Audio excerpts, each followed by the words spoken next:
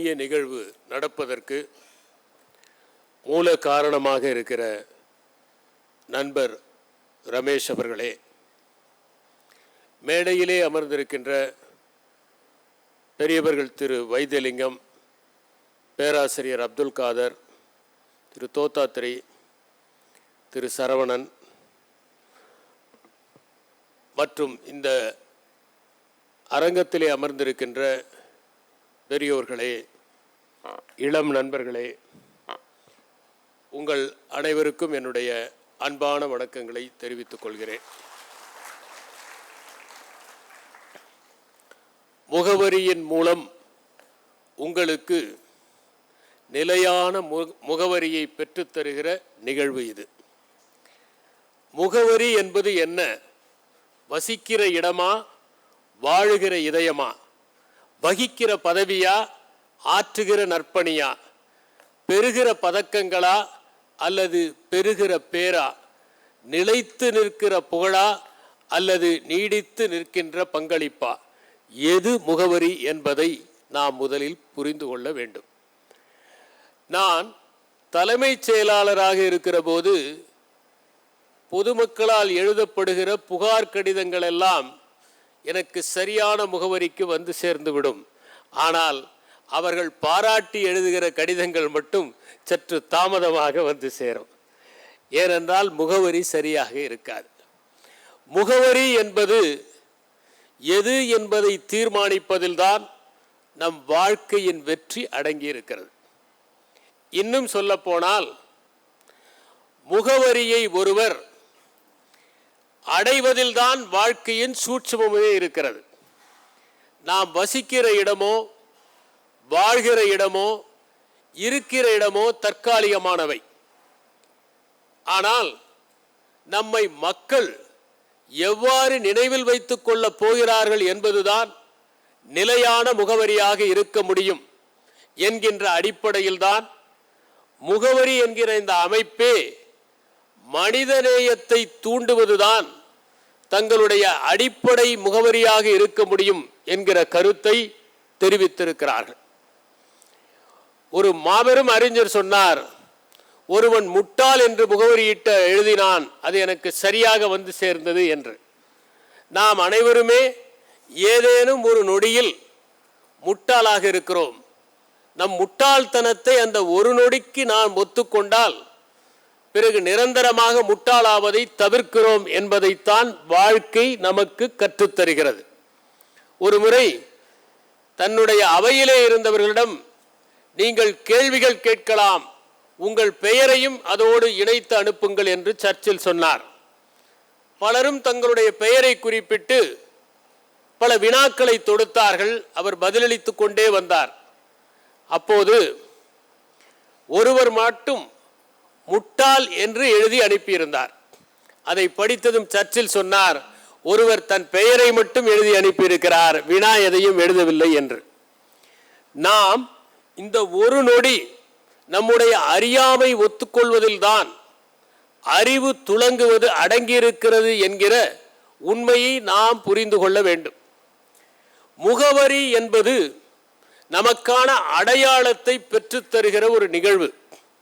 இந்த உலகத்தில் முகவரியை அடைந்தவர்கள் ஒரு கட்டத்தில் முகவரியை தொலைத்துவிட்டு முகவரி தேவையில்லை என்று வாழ்க்கையில் கரைந்து போயிருக்கிறார்கள். அதை வரலாறு நமக்கு குறிப்பிடுகிறது. புத்தர் தன்னுடைய சீடர்களிடம் நீங்கள் வெண்மேகத்தை போல இருங்கள் என்று குறிப்பிடுகிறார். நீங்கள் வானத்தில் பார்த்தால் வெண்மேகங்கள் ஊர்ந்து செல்வதை பார்க்கலாம்.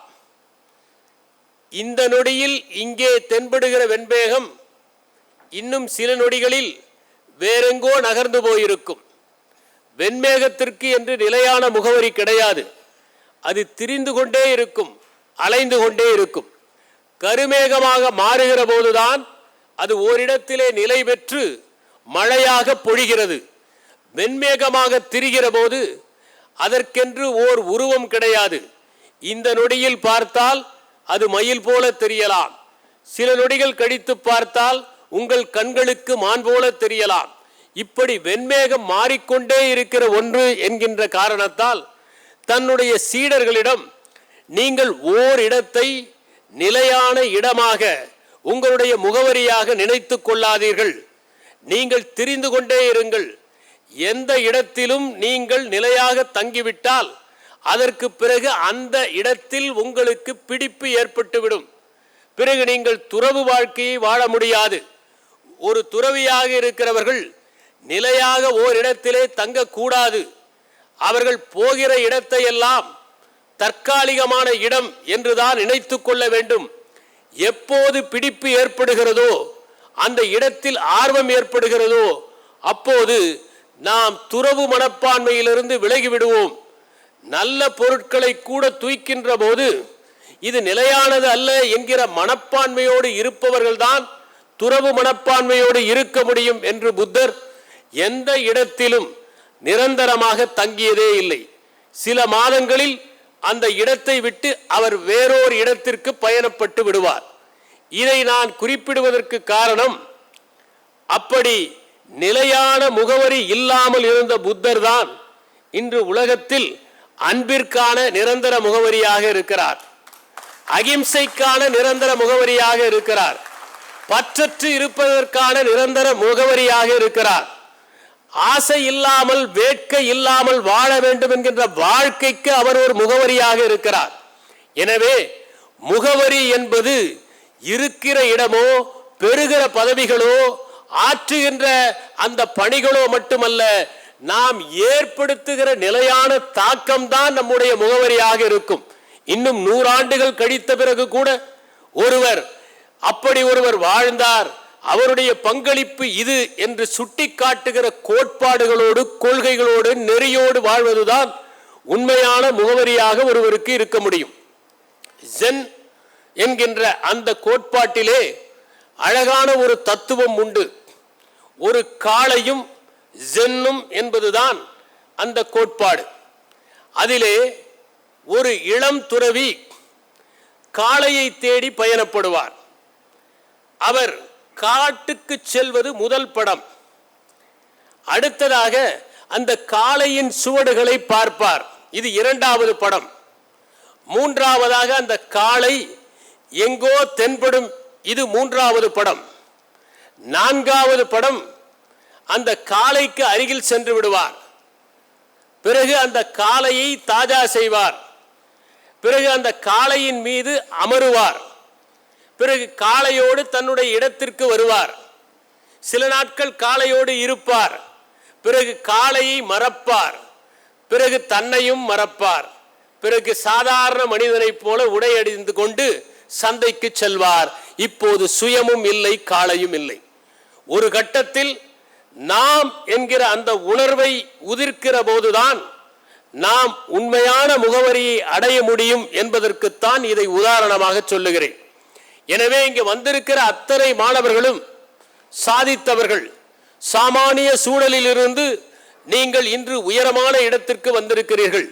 வைராகியத்தின் காரணமாகவும், கடின உழைப்பின் காரணமாகவும், திட்டமிட்ட நடைமுறையின் காரணமாகவும், வாழ்க்கையில் வகுத்து கொண்ட கொள்கைகளின் காரணமாகவும், உயர வேண்டும் என்கின்ற எண்ணத்தின் தாக்கத்தின் காரணமாகவும் நீங்கள் இதை அடைந்திருக்கிறீர்கள்.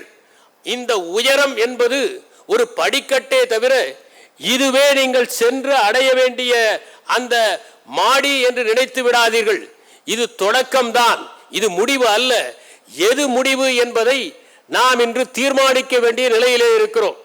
வாஷிங்டன் போஸ்ட் என்கிற அந்த பத்திரிகையில் ஒரு அற்புதமான செய்தி வெளிவந்திருக்கிறது. அது நிலவிற்கு அந்த செயற்கைக்கோளை அனுப்பியதை பற்றிய ஒரு தகவல். அதிலே கூறியிருக்கிறார்கள், இதற்காக உழைத்தவர்களை பார்த்தபோது அவர்கள் எல்லோரும் தமிழ்நாட்டிலே இருக்கிற 2ஆம் நிலை பொறியியல் கல்லூரிகளில் படித்தவர்கள். முதல் நிலை கல்லூரிகளில் படித்தவர்கள் அல்ல. முதல் நிலை கல்லூரிகளில் படித்தவர்கள் தனியார் நிறுவனங்களுக்கு பணிக்கு சென்று விட்ட போதிலும் 2ஆம் நிலையிலே படித்தவர்கள் மிக அழகாக தங்களுடைய பணியை செய்திருக்கிறார்கள், கடமையை ஆற்றியிருக்கிறார்கள், அர்ப்பணிப்போடு செயல்பட்டிருக்கிறார்கள். அவர்கள் உழைப்பை பார்த்தோம், தீவிரமாக உழைத்தார்கள். அவர்கள் தவறு இல்லாமல் அழகாக ஆங்கிலம் பேசுகிறார்கள். எதையும் ஒரு குழுவாக சேர்ந்து செயல்படுகிறார்கள். அப்படி அவர்கள் உழைத்ததன் பயனாகத்தான் இந்த சாதனை விளைந்திருக்கிறது. ஆகவே தமிழ்நாட்டிலே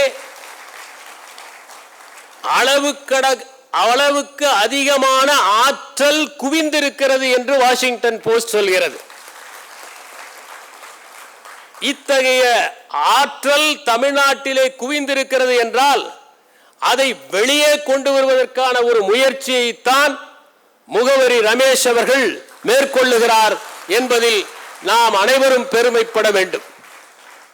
புரட்சி கவிஞர் பாரதிதாசன் எந்த நாளோ என்கிற ஒரு கவிதையை எழுதியிருக்கிறார்.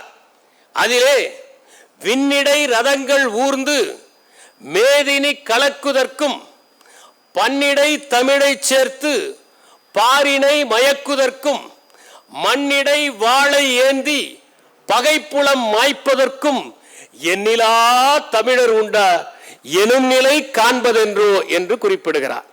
அப்படி இன்று தமிழர்கள் விண்ணிலே ரதத்தை செலுத்துகின்ற அந்த அற்புதமான காரியத்தை செய்திருக்கிறார்கள் என்பது பாரதிதாசனுடைய கனவு நனவாகி இருக்கிறது என்பதை வெளிப்படுத்துவதாக இருக்கிறது.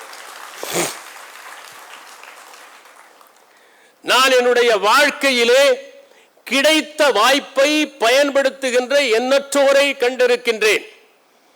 என்னுடைய நண்பர் ஒருவர், நண்பர் என்றால் சமகாலத்தவர் அல்லர், அவர் என்னை விட கிட்டத்தட்ட 35 ஆண்டுகள் வயதிலே பெரியவர். அப்படிப்பட்ட நண்பர் இன்று உயிரோடு இல்லை. அவர் இந்திய குடிமைப்பணி தேர்விலே வெற்றி பெற்று உயர்ந்த நிலையில் பதவி வகித்தவர். ஆசிய வளர்ச்சி வங்கியிலே சென்று 25 ஆண்டு காலம் இயக்குநராக பணியாற்றியவர். சின்ன வயதில் தந்தையை இழந்தவர். அப்போது அவர் ஒரு ஆதரவற்றோர் விடுதியிலே தங்கி படித்தார். அந்த விடுதியிலே படிக்கிற போது அவர் தேர்ச்சி பெறலாம் என்று மட்டும் படிக்கவில்லை, பல மொழிகளை கற்றார், கணிதத்தை கற்றார், பொருளாதாரத்தை கற்றார். படிப்பு ஒன்றுதான் வாழ்க்கையின் லட்சியம் என்று மட்டும் இல்லாமல் பொது அறிவை வளர்த்து கொண்டார். குடிமைப்பணி தேர்வை எழுதினார். அவர் எண்ணற்ற பேச்சு போட்டிகளில் பரிசுகளை பெற்றவர், பதக்கங்களை பெற்றவர். அந்த தேர்விலே வெற்றி பெற்றார். இந்திய அரசிலே அவர் பணியாற்றினார். பிறகு அவருக்கு ஆசிய வங்கியிலே பணி கிடைத்தது. அங்கே சென்று 25 ஆண்டுகள் தூய கைகளுடன் பணியாற்றினார். இதிலே முக்கியமானது என்னவென்றால், அவர் ஒருபோதும் நான் ஒரு அனாதை குழந்தைகள் தங்கியிருக்கிற விடுதியில் படித்தவன் என்பதை சொல்ல தவறியதே இல்லை. மற்றோர் படிப்பதற்கான உதவிகளை அவர் யாருக்கும் தெரியாமல் செய்தார். வலது கை கொடுப்பது இடது கைகளுக்கு கூட தெரியக்கூடாது என்று பைபிளில் ஒரு வாசகம் வருகிறது. ஏனென்றால் வலது கை என்பது ஒரு நன்மை பயக்கக்கூடிய ஒன்று, இடது கை என்பது தன்முனைப்பை வளர வைக்கக்கூடிய ஒன்று. நீங்கள் கொடுப்பது உங்களுடைய தன்முனைப்பை வீங்கச் செய்துவிடக்கூடாது என்பதற்காகத்தான் அந்த ஒப்பற்ற வாசகம். நான் அளிக்கிறேன் என்று கூட நினைக்க கூடாது. இன்னும் சொல்ல போனால், நான் அளிக்கிறேன் என்று நினைக்கிற போதே அளிப்பது நீர்த்து போய்விடுகிறது. இன்னும் சொல்ல போனால், நாம் எதையும் அளிக்கவே இல்லை என்பதுதான் உண்மை. நமக்கு அளிக்கப்பட்டதைத்தான் அளிக்கிறோம். நமக்கு யாரோ ஒருவர் அளித்திருக்கிறார்கள். அதனால்தான் ஒரு அற்புதமான கதை உண்டு. ஒரு அழகான ஒரு மடத்தை நிறுவுவதற்காக ஜப்பானிலே ஒருவர் நன்கொடைகளை பெற்றுக் கொண்டிருந்தார். அப்போது ஒரு செல்வந்தர் வந்தார். 30 தங்க கட்டிகளை அவரிடம் கொடுத்தார். இதில் இருப்பது 30 தங்க கட்டிகள் என்று சொல்லி அந்த துறவியிடம் கொடுத்தார். துறவி வாங்கி வைத்துக் கொண்டார். அந்த செல்வந்தர் ஒரு நன்றி கூட சொல்லவில்லையே என்று நினைத்துவிட்டு, இதிலே 30 தங்க கட்டிகள் இருக்கிறது என்று சொன்னார். ஒருவேளை துறவி கவனிக்கவில்லை போல் இருக்கிறது, அதனால் தான் நன்றி சொல்லவில்லை போல் இருக்கிறது என்று. உடனே அந்த துறவி சொன்னார், தெரியும், நீங்கள் தான் ஒரு முறை சொல்லிவிட்டீர்களே. 30 தங்க கட்டிகள் என்று வலியுறுத்தி சொன்னார். உடனே சொன்னார், நீங்கள் பேசாமல் இந்த தங்க கட்டிகளை எடுத்துக்கொண்டு போங்கள், ஏனென்றால் உங்களுக்குத்தான் இதன் தேவை அதிகமாக இருக்கிறது என்று நினைக்கிறேன் என்று. எனவே நாம் கொடுக்கிறோம் என்பதை கூட வெளியே சொல்லாமல் உதவி செய்தவர் அவர். அவருடைய 80வது பிறந்த நாள் விழாவில் ஒரு பெண்ணை அவருக்கு அறிமுகப்படுத்துகிறார்கள். அந்த பெண்ணை அவர் பார்த்ததே கிடையாது. அந்த பெண்ணை அறிமுகப்படுத்தி அந்த பெண் மருத்துவ படிப்பை முடித்து விட்டார் என்று அறிமுகப்படுத்துகிறார்கள். அந்த பெண் படிப்பதற்கு அத்தனை வசதியும் செய்து கொடுத்தவர் அவர்தான். அவருக்கே தெரியாமல் அதை செய்து கொடுத்திருக்கிறார்.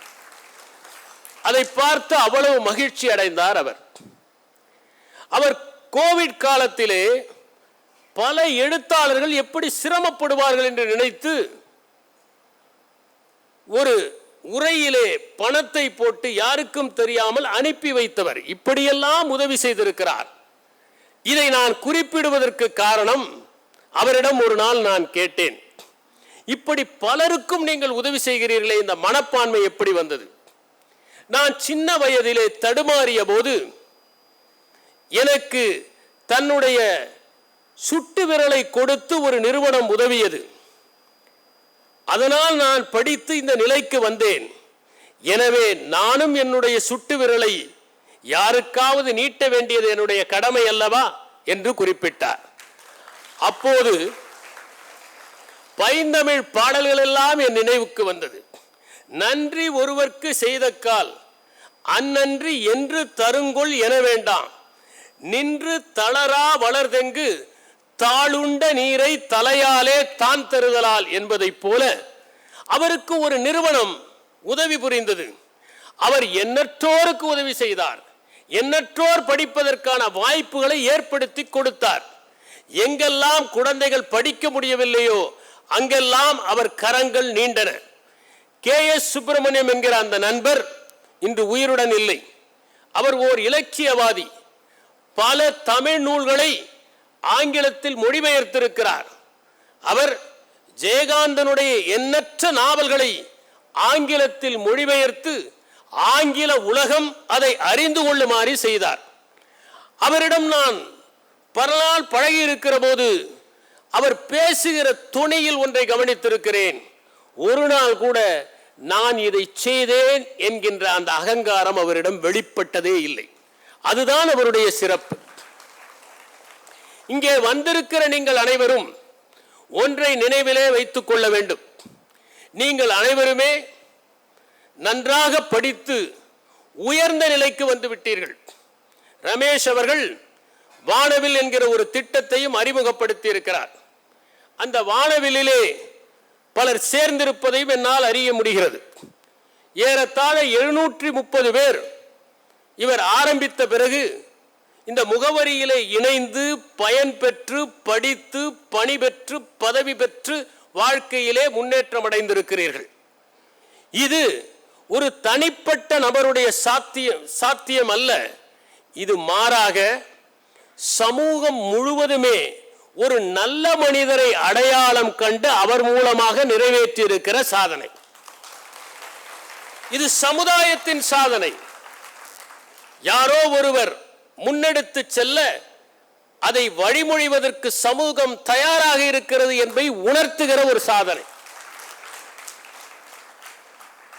பலரும் உதவுவதற்கு தயாராக இருக்கிறார்கள். ஈர இதயம் படைத்தவர்கள் சமூகத்தில் நிறைய பேர் இருக்கிறார்கள். ஆனால் அதற்கு தகுதியானவர்கள் யார், யார் மூலமாக அதை செய்வது என்பதில் தான் பிணக்கு இருக்கிறது. முன்னே வருகிற பலர் பின்னே ஒரு கோட்பாட்டை வைத்துக் கொண்டு அதில் ஈடுபடுகிறார்கள். உள்நோக்கத்தோடு செயல்படுகிறவர்கள் இருக்கிறார்கள். கொடுப்பதில் பலவற்றை சுருட்டிக் கொள்பவர்கள் இருக்கிறார்கள். அப்படி இல்லாமல் நேர்மையாகவும் தூய்மையாகவும் வாய்மையாகவும் பரோபகாரத்துடனும் ஒருவர் இருந்தால் அவர்கள் மூலமாக யாருக்கு உதவி தேவையோ அவர்களுக்கு செய்வதற்கு இந்த சமூகம் தயாராக இருக்கிறது என்பதைத்தான் இந்த முகவரி இன்று நிரூபித்திருக்கிறது என்று நான் நினைக்கிறேன். கல்வியினுடைய மகத்துவத்தை பற்றி நம் இலக்கியங்கள் எல்லாம் பேசி இருக்கின்றன. நம்முடைய ஆரிய படை கடந்த நெடுஞ்செழியன் என்பவர் புறநானூற்றிலே ஒரு அற்புதமான பாடலை எழுதியிருக்கிறார். அதிலே உற்றுழிவி உதவியும் உரு பொருள் கொடுத்தும் பிற்றல் நிலை முனையாது கற்றல் நன்றே என்று குறிப்பிடுகிறார். பிற்றை நிலை முனியாது கற்றல் நன்றே, எப்படியாவது கல்வியை கற்க வேண்டும் என்று குறிப்பிடுகிறார். அதிலே அவர் இன்னொரு சொல்லையும் குறிப்பிடுகிறார். உடன் பிறந்தவர்களாக இருந்தால் கூட அவர்களில் கற்றவனைத்தான் தாய் அதிகம் மதிப்பாள் என்று குறிப்பிடுகிறார்.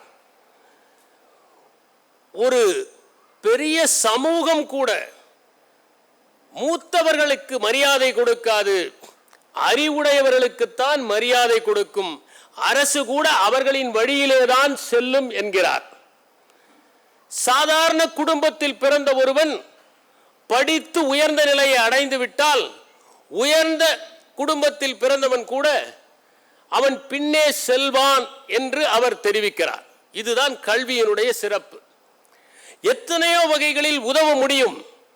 ஆனால் கல்வியின் மூலம் உதவுவதைப் போல ஒரு மகத்தான உதவி இருக்க முடியாது. ஏனென்றால் ஒருவருக்கு நல்ல கல்வியை கொடுத்து விட்டால் அவர்கள் வாழ்க்கையிலே உயர்ந்த நிலையை அடைந்துவிட முடியும். மற்றவற்றில் உயர்ந்த நிலையை அடைவார்கள். ஆனால் கல்வியின் மூலம் உயர்ந்த நிலையை அடைவதற்கும் மற்றவற்றின் மூலம் உயர்ந்த நிலையை அடைவதற்கும் ஒரு வேறுபாடு இருக்கிறது. மற்றவற்றின் மூலம் நீங்கள் உயர்ந்த நிலையை அடைந்தால் நீங்கள் மட்டும் உயர்வீர்கள். ஆனால் கல்வி அப்படி அல்ல. அது ஒரு செடிக்கு மட்டும் பாய்கிற பாசன நீர் அல்ல, உலகத்திற்கே பொழிகிற வான்மழை. அந்த வான்மழை எல்லா தாவரங்களின் மீதும் படுவதால் ஒரு மழை நீரை 100 பாசனங்கள் கூட ஈடுகட்ட முடியாது. அதனால்தான் பாரதிதாசன் குறிப்பிடுகின்றார், சொட்டு குழம்புக்கும் சோற்றுக்கும் கட்டுகின்ற துணிக்கும் கூட கல்வி முக்கியம் என்று குறிப்பிடுகிறார். அவர் எல்லாவற்றிற்கும் கல்வி முக்கியம், ஒரு ஏழையை கூட பணக்காரனாக்கிவிடும் என்று குறிப்பிடுகிறார். நம்முடைய தமிழ் இலக்கியங்களை நாம் வாசிக்கிற போது கல்விக்கு அவர்கள் எவ்வளவு முக்கியத்துவம் கொடுத்திருக்கிறார்கள் என்பதை தெரிந்து கொள்ள முடிகிறது. நீங்கள் எல்லோரும் முகவரியின் மூலமாக படித்திருக்கிறீர்கள். இனி யாருக்காக பணியாற்றப் போகிறீர்கள்? நீங்கள் மருத்துவராக இருக்கலாம், பொறியாளராக இருக்கலாம், அரசு பணியாளராக இருக்கலாம். யாருக்கு பணியாற்றப் போகிறீர்கள்? ஆசிட் கதை ஒன்று உண்டு. அதிலே ஒருவன் பட்டா கத்தியுடன் பங்களாவை பாதுகாத்துக் கொண்டிருப்பான். அந்த வழியாக வருகிற ஒரு பெரிய ஞானி அவனை பார்த்து கேட்பார், நீ யாருடைய வீட்டை காவல் காக்கிறாய் என்று. அவன் சொல்வான், இதோ இந்த மாளிகையிலே வசித்துக் கொண்டிருக்கிறாரே, இவருடைய உயிரையும் உடைமையையும் நான் பாதுகாக்கிறேன் என்று சொல்வான். அதை அவர் கேட்பார். அப்போது அவன் திரும்பி கேட்பான், சரி, நான் இந்த மாளிகைக்காக பணியாற்றுகிறேன், நீங்கள் யாருடைய மாளிகைக்காக பணியாற்றுகிறீர்கள்? அந்த ஒரு நொடி அவர் திகைத்து போவார். ஏனென்றால் எதற்காக பணியாற்றுகிறோம் என்பதே புரியாமல் குழம்பிக் கொண்டிருந்த அவருக்கு, தவித்துக் கொண்டிருந்த அவருக்கு அது ஒரு வெளிச்சக்கதிராக இருந்தது. அப்போதுதான் அவர் சொல்கிறார், என்னுடைய அறிவு கண்களை நீ திறந்து விட்டாய், இனிமேல் தான் நான் யாருக்காக பணியாற்ற வேண்டும் என்பதை யோசிக்க வேண்டும் என்று. தன் பெண்டு, தன் பிள்ளை, சோறு, வீடு, சம்பாத்தியம் இவையுண்டு தானுண்டென்போன், சின்னதொரு கடுகு போல் உள்ளம் கொண்டோன், தெருவோர்க்கும் பயன்படா சிறிய வீணன், கண்ணலடா என் சுற்றூர் என்போன் உள்ளம், கடுகுக்கு நேர்மூத்த துவரை உள்ளம், தொன்னையுள்ளம் ஒன்றுண்டு தன்னாட்டு சுதந்திரத்தால் பிற நாட்டை துன்புறுத்தல், ஆயுதங்கள் பரிகரிப்பர் அமைதி காப்பார், அவரவர்தம் வீடு நகர் நாடு காக்க வாயடியும் கையடியும் வளரச் செய்வார், மாம்பெஞ்சின் உள்ளத்தின் விளைவும் கண்டோம். தூய உள்ளம், அன்புள்ளம், சமத்துவ உள்ளம், பூமியெல்லாம் ஒன்று என கருதும் உள்ளம் என்கிறார் அவர். அவர் குறிப்பிடுவது, எல்லோரும் ஒன்று என்று நினைக்கிற அந்த உள்ளத்தை இந்த முகவரியிலே படித்த மாணவர்கள் பெற வேண்டும். நீங்கள் பெற வேண்டிய ஒன்று ஒரு தாய் உள்ளத்தை பெற வேண்டும். நீங்கள் எந்த பணியில் இருந்தாலும் நான் உங்களிடம் கேட்டுக்கொள்வது, புறக்கணிக்கப்பட்டவர்களுக்காக, எளிய மக்களுக்காக நீங்கள் பணியாற்ற வேண்டும். எப்போது நாம் எளிய மக்களுக்காக பணியாற்றுகிறோமோ அப்போது யாருமே நம்மை நிராகரிக்க முடியாது என்பதை நினைத்துக் கொள்ளுங்கள். இன்னொன்றையும் தெளிவுபடுத்த விரும்புகிறேன். அதே ஆரிய படை கடந்த நெடுஞ்செழியன் பாடலிலே ஒன்று வருகிறது, அதைத்தான் நான் குறிப்பிட்டேன். கீழ்ப்பால் ஒருவன் கற்பின் மேல்பால் ஒருவனும் அவன் கண் படுமே என்பதுதான் அந்த பாடல் முடிகிற வரி. புறநானூற்றிலே இடம்பெற்றிருக்கிறது. நீங்கள் கல்வியை மட்டும் பெற்றுவிட்டீர்கள் என்றால் இந்த சமூகத்தில் யாருமே உங்களை புறக்கணிக்க முடியாது என்பதில் தெளிவாக இருங்கள். உங்களிடம் செல்வம் இருக்கலாம், அது நிலைத்து நிற்காது. மூன்றாவது தலைமுறை தேய்ந்து விடுவதை பல இல்லங்களில் பார்த்திருக்கிறோம். ஒரே நிகழ்வில் அத்தனை பணத்தையும் இணைந்து வீதிக்கு வந்தவர்களை பார்த்திருக்கிறேன். ஒரு மாநிலத்திலே நடந்த நிலநடுக்கத்தால் மிகப்பெரிய கோடீஸ்வரர்கள் எல்லாம் தெருவுக்கு வந்து விட்டார்கள். ஒரே நாளில் அவர்கள் அத்தனை மாளிகைகளும் சரிந்து இடிந்து விழுந்து அவர்களில் இருந்தவர்கள் மாய்ந்து தன்னந்தனி மனிதராக வெளியே சென்றிருந்த காரணத்தால் உயிர் பிழைத்து அனாதையாக ஆகி போனவர்களை நான் சந்தித்திருக்கிறேன். அவர்கள் அத்தனை செல்வத்தையும் ஒரு பூகம்பம் கொண்டு போய்விட்டது. ஆனால் நீங்கள் பெற்ற கல்வியை எத்தனை பூகம்பங்களாலும் எடுத்து செல்ல முடியாது. சமூகம் முழுவதுமே உங்களுக்கு புறக்கணிக்க முடியாத அளவிற்கு முக்கியத்துவத்தை கொடுக்க வேண்டும் என்று நீங்கள் நினைத்தால் தயவு செய்து கல்வி என்கிற ஒரு அட்சய பாத்திரத்தை நீங்கள் பெற்றிருக்கிறீர்கள். இதோடு திருப்தி அடைந்து விடாதீர்கள். இன்னும் சொல்ல போனால் இனிமேல் தான் உங்களுடைய முயற்சிகளே ஆரம்பமாக வேண்டும். படித்து விட்டோம், பட்டம் பெற்று விட்டோம், பணியிலே அமர்ந்து விடுவோம், அதுவே வாழ்க்கையின் இலக்கு என்று எண்ணி விடாதீர்கள். படிப்பு என்பது வாழ்க்கையின் இறுதி மூச்சு வரை தொடர வேண்டிய ஒன்று என்பதை நீங்கள் தெரிந்து கொள்ளுங்கள். கடைசி வரை உங்கள் வாழ்க்கையில் படிக்க வேண்டும், கற்றுக்கொண்டே இருக்க வேண்டும். அந்த கற்றுக்கொள்வது எதற்காக? நீங்கள் படிப்பிற்காக, மேலே கல்வி பெறுவதற்காக, ஓர் அரசு கல்லூரியிலே சேர்வதற்காக யாராவது உதவ மாட்டார்களா என்று எண்ணினீர்கள். அந்த உதவி உங்களுக்கு கிடைத்தது. இந்த உதவி உங்கள் மூலமாக இன்னும் பல்லாயிரக்கணக்கான மக்களுக்கு கிடைக்க வேண்டும். இந்த 230 பேர் என்பது 73,000 பேராக வளர வேண்டும்.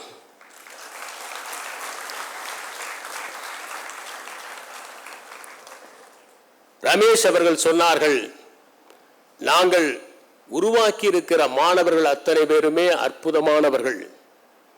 அவர்கள் எங்களிடம் மனிதநேயத்துடன் பணியாற்றுவோம் என்று சொன்னதோடு இந்த இயக்கம் செழிப்பதற்கான அத்தனை நற்பணிகளையும் தொடர்ந்து ஆற்றிக் கொண்டிருக்கிறார்கள் என்று குறிப்பிட்டார். அதிலே நான் மிகவும் மகிழ்ச்சி அடைந்தது என்னவென்றால், பயன் பெற்ற பிறகு துண்டித்துக் கொண்டு செல்பவர்கள் நிறைய பேர் இருக்கிறார்கள். ஆனால் பயன் பெற்ற பிறகும் நாம் தொடர்ந்து அந்த நிறுவனத்திற்கு நன்றி கடன் செலுத்துவோம் என்கிற எண்ணத்தோடு என்னொன்றி கொன்றார்க்கும் உய்வுண்டாம் உய்வில்லை செய் நன்றி கொன்ற மகற்கு என்று செயல்படுகிற உங்களை நான் மனமாற பாராட்டுகிறேன்.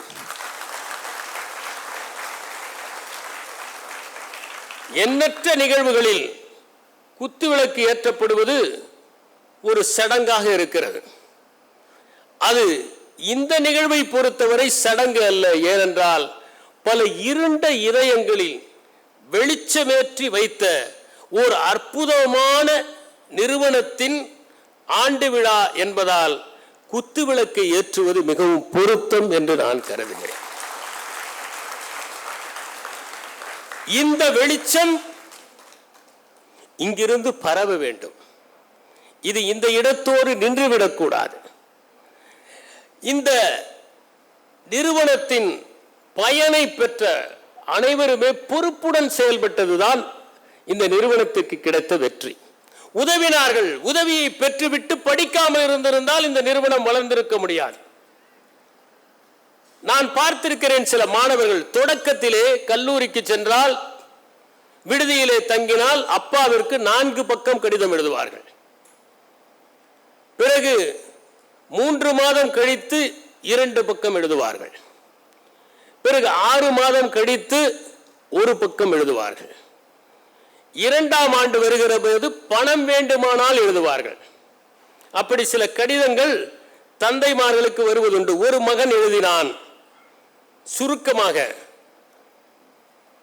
No money, no man, no fun your son என்று எழுதினான். தந்தை பதில் போட்டார், how bad, so sad your dad என்று பதில் போட்டார். நான் ஒரு கல்லூரிக்கு சென்றிருந்தேன். ஆண்டு விழாவில் மாணவர்கள் கலை நிகழ்ச்சி நடத்துகிறார்கள். அனைவருமே ATM, my father is ATM என்று போட்டு ஒரு சட்டையை உடுத்திக் கொண்டு நடனமாடினார்கள். நான் அதில் ஒரு மாணவரை அழைத்து கேட்டேன், யுவர் டேட் இஸ் ஏடிஎம் என்றால் என்ன அர்த்தம் என்று கேட்டேன். My father is automatic telling machine, எப்போது கேட்டாலும் பணம் கிடைக்கும் என்பதைத்தான் நான் அப்படி போட்டிருக்கிறேன் என்று. சில தந்தைமார்களும் மை சன் இஸ் ஏடிஎம் என்று போட்டிருந்தார்கள். அவர்களை கூப்பிட்டு கேட்டேன், ஏன் இப்படி போட்டிருக்கிறீர்கள் என்று. அவர்கள் சொன்னார்கள், my son is ATM all time mental என்று சொன்னார்கள். உண்மை என்னவென்றால், கொடுத்த பணத்தை, கொடுத்த உதவியை முறையாக செயல்படுத்தி இன்று நீங்கள் முன்னேறி இருக்கிறீர்கள். இது பெருமிதப்பட வேண்டிய ஒரு நிகழ்வு. இந்த நிகழ்வுக்கு பிறகு நான் உங்களிடம் கேட்டுக்கொள்வதெல்லாம், உங்களை திடப்படுத்திக் கொள்ளுங்கள். நீங்கள் பெற்ற அனுபவங்களை திடப்படுத்திக் கொண்டு, இனிமேல் உங்கள் வாழ்க்கை படித்து முடித்து விட்டாயிற்று, பணி பெற்று விட்டாயிற்று, அல்லது பணி கிடைக்கப் போகிறது, நல்ல பணி கிடைக்கப் போகிறது, நல்ல நிறுவனத்திலே படித்துக் கொண்டிருக்கிறீர்கள். உங்கள் வாழ்க்கைக்கான லட்சியம் எது? எது உங்கள் வாழ்க்கையின் முக்கிய நோக்கமாக கருதுகிறீர்கள்? உங்கள் வாழ்க்கையை எப்படி நீங்கள் பொருள்பட வாழப் போகிறீர்கள்? பொருள் கிடைப்பது மட்டும் பொருள்பட வாழ்வதல்ல. வாழ்க்கைக்கான பொருள் பொருள் அல்ல, பொருளை தாண்டியது. அதற்கான பொருளை நீங்கள் தான் மனத்தயாரிப்பு செய்து கொள்ள வேண்டும். அப்படி எதை உங்களுடைய வாழ்க்கையினுடைய நோக்கமாக வைத்திருக்க போகிறீர்கள்? நீங்கள் பெறுகிற சின்ன தோல்விகளை எல்லாம் பற்றி கவலைப்படாதீர்கள். வாழ்க்கை என்பது எப்போதுமே 100 மீட்டர் ஓட்டப்பந்தயம் அல்ல, அது மாரத்தான் ஓட்டப்பந்தயம் என்பதை நினைவில் வைத்துக் கொள்ளுங்கள். முதலில் வெல்பவர்களை பற்றி கவலைப்படாதீர்கள், மனம் சுருங்காதீர்கள். சிலர் உங்களை முந்திக் கொண்டு போவார்கள், ஆனால் கடைசியாக யார் வெல்ல போவது? அதற்குத்தான் வைராகியம் தேவைப்படுகிறது, அதற்குத்தான் திடமான மனம் தேவைப்படுகிறது, கடினமான உழைப்பு தேவைப்படுகிறது. முகவரியிலே இருப்பவர்கள் எங்கு சென்றாலும் அவர்கள் முகவரி மாணவர்கள் என்கிற முத்திரையை பதிப்பது தான் உங்களுடைய வாழ்க்கையினுடைய நோக்கமாக இருக்கும். நீங்கள் மருத்துவராக பணியாற்றுகிறீர்கள் என்றால், உங்களிடம் வருகிற அந்த நோயாளிகள் உங்கள் புன்னகையாலேயே பாதி குணமடைந்து விட வேண்டும். உங்கள் குணமாக்குகிற கைகளால் தொட்டாலே மீதி குணமாகிவிட வேண்டும். உங்கள் கண்களில் இருந்து வழிகிற கருணையினாலேயே அவர்களுடைய வழி போக வேண்டும். நீங்கள் நடத்துகிற விதத்திலேயே அவர்கள் குணமாகி விடுவோம் என்கிற நம்பிக்கையோடு செல்ல வேண்டும். அதுதான் நீங்கள் முகவரிக்கு செலுத்துகிற நன்றி கடன். நீங்கள் பொறியாளராகிறீர்களா? உயர்ந்த கட்டடங்களை கட்டலாம், அதில் ஒவ்வொரு செங்கலும் உறுதியாக இருக்க வேண்டும். கட்டுகிற போது அது கல்விக்கூடமாக இருந்தால், இங்கே எண்ணற்ற அறிஞர்கள் உருவாகப் போகிறார்கள் என்கிற எண்ணத்தோடு கட்ட வேண்டும். நீங்கள் சாலை போடுவதாக இருந்தால் அகழ்ந்தெடுத்து போடுவது மட்டுமல்ல, இந்த சாலை இன்னும் 10 ஆண்டுகள் திடமாக இருக்க வேண்டும் என்கிற உறுதியோடு போட வேண்டும். நீங்கள் செவிலியராக இருந்தால் அந்த பணியை ஏதோ உங்கள் சொந்தக்காரர்கள் தான் மருத்துவமனையிலே வந்து தங்குவதைப் போல நினைத்து உங்கள் பார்வையாலேயே ஒற்றடம் கொடுத்து குணப்படுத்த வேண்டும். நீங்கள் குடிமை பணிக்கு சென்றால் தூய்மையாகவும் நேர்மையாகவும் உங்களை நாடி வருகின்ற ஏழைகளுடைய கண்களில் வழிகிற கண்ணீரை துடைப்பவர்களாக இருக்க வேண்டும். நீங்கள் தனியார் நிறுவனங்களுக்கு சென்றால் கூட எந்த காலத்திலும் சமரசம் செய்து கொள்ளாமல் இந்த நாட்டின் முன்னேற்றத்தை மனத்தில் வைத்து அங்கேயும் பணியாற்ற வேண்டும். தவறான வழிகளில் யாருக்கும் ஒத்துழைப்பு தந்துவிடக் கூடாது என்பதை மனத்தில் பதிய வைத்துக் கொள்ள வேண்டும். நீங்கள் ஆசிரியராக சென்றால் அந்த பிஞ்சு கைகளை பிடித்து நீங்கள் எழுத கற்றுக்கொள்ளுகிற போது தயவு செய்து ஒன்றை புரிந்து கொள்ளுங்கள். அந்த குழந்தைகள் இந்த மண்ணுக்கு வரமாக வந்தவர்கள். அவர்கள் உங்கள் கைகளிலே ஒப்படைக்கப்பட்டிருக்கின்ற பொக்கிஷங்கள் என்பதை நினைவில் வைத்துக் கொண்டு ஒவ்வொரு குழந்தையும் உன்னதமான குழந்தையாக உண்டாக்க வேண்டும் என்கின்ற சங்கல்பத்துடன் பணியாற்றுங்கள். நீங்கள் எந்த பணியை செய்தாலும் முகவரியிலிருந்து வந்தவர்கள் அல்லவா, அவர்கள் சிறப்பாகத்தான் செய்வார்கள் என்கின்ற நல்லெண்ணத்தை எல்லா இடத்திலும் ஏற்படுத்துங்கள். அதுதான் நீங்கள் முகவரிக்கு செய்யக்கூடிய மாபெரும் தொண்டாக இருக்கும். நிதியின் மூலம் உதவுவது ஒன்று, தடுமாறிக் கொண்டிருப்பவர்களுக்கு வழிகாட்டுவது ஒன்று. நீங்கள் பணியாற்றுகிற ஊரில் என்ன படிப்பது, எப்படி படிப்பது, எவ்வாறு மேலே செல்வது என்பதே தெரியாமல் இருக்கிற பல இளைஞர்கள் இருப்பார்கள். சில நேரங்கள் நீங்கள் அவர்களை பார்க்கிற போது அவர்கள் ஒரு விண்ணப்பத்தை கூட எப்படி முழுமையாக பூர்த்தி செய்வது என்று தெரியாமல் இருப்பார்கள். அவர்களுக்கெல்லாம் நீங்கள் வழிகாட்டியாக இருங்கள். நாம் பாதையில் கடந்து விட்டோம், பயணத்தை முடித்து விட்டோம், போக வேண்டிய இடத்தை அடைந்து விட்டோம் என்று எண்ணாமல் பயணப்படுகிறவர்களின் பாதங்களும் காய்ந்து விடாமல், தீந்து விடாமல், புண்ணாகி விடாமல் அவர்களுக்கும் நீங்கள் பஞ்சு மெத்தையாக பயணம் செய்கிற வழியை மேற்கொள்ளுங்கள். அது அவசியம். இந்த சமூகத்தை பொறுத்தவரை நான் நினைப்பது முகவரி என்பது ஒரு செயல்பாடு அல்ல, அது ஒரு தகவல். தன்னுடைய வாழ்க்கையை திரு ரமேஷ் அவர்கள் முற்றிலுமாக இந்த பணிக்காக அர்ப்பணித்திருக்கிறார். அவர் மேலே படிக்க வேண்டும், ஒரு தணிக்கையாளர் ஆக வேண்டும் என்கிற எண்ணத்தை எல்லாம் தள்ளி வைத்துவிட்டு நாம் ஒருவர் படித்து என்ன ஆக போகிறது, 1000 பேர் படிக்கட்டுமே என்று அவர்கள் படிக்கட்டுமே என்று படிக்கட்டாக ஆகியிருக்கிறார். அப்படிப்பட்ட ஓர் உயர்ந்த நோக்கத்தை கொண்ட அவர் ஒரு தகவலை தெரிவிக்கிறார். அவர் சொல்லுகிறார், முகவரி என்பது படிக்க வைக்கிற ஒன்று அல்ல, மாணவர்களின் இதயத்தில் மனித நேயத்தை தூண்டிவிட விடுவதுதான் எங்களுடைய இலக்கு என்று குறிப்பிடுகிறார். நான் அதை ஒரு தகவலாக பார்க்கிறேன். இந்த சமூகத்தில் எண்ணற்றோர் நற்பணிகள் ஆற்ற வேண்டும் என்று தயாராக இருக்கிறார்கள். அவர்களை நாம் பயன்படுத்திக் கொள்ள வேண்டும். அப்படி பயன்படுத்திக் கொள்வதற்கு தகுந்த மனிதர்கள் முன்னே செல்ல வேண்டும். அவர்கள் அர்ப்பணிப்பு கொண்டவர்களாகவும் எல்லா நேரங்களிலும் தன்னலத்தை விட்டுக் கொடுப்பவர்களாகவும் தனக்கென எந்த முகவரியும் தேவையில்லை என்று எண்ணுபவர்களாகவும் இருக்க வேண்டும். இந்த உலகத்தில் எண்ணற்றோர் வாழ்ந்திருக்கிறார்கள். அவர்கள் மறைந்த பிறகு, வாழ்ந்த பிறகு, உலகத்தை கடந்த பிறகு, இறந்த பிறகு நாம் அவர்கள் வாழ்ந்த ஊரை அவர்களின் முகவரியாக கொண்டாடுகிறோம். கம்பர் பிறந்த போது அவருக்கு முகவரி இருந்ததா என்று எனக்கு தெரியாது. ஆனால் இன்று தேரெழுந்த ஊர் என்றவுடன் கம்பர் என்று அடையாளப்படுத்துகிறோம். நாமக்கல் கவிஞர் என்று அவருடைய பெயரோடே அந்த ஊரின் பெயரும் ஒட்டி கொண்டிருக்கிறது. ஷேக்ஸ்பியர் பிறந்தது ஸ்டேட்ஃபோர்ட் ஆன் ஏவன் என்று குறிப்பிடுகிறோம். அவர்கள் பிறந்த பெயரே, ஊரே அவர்களால் முகவரி பெறுகிறது.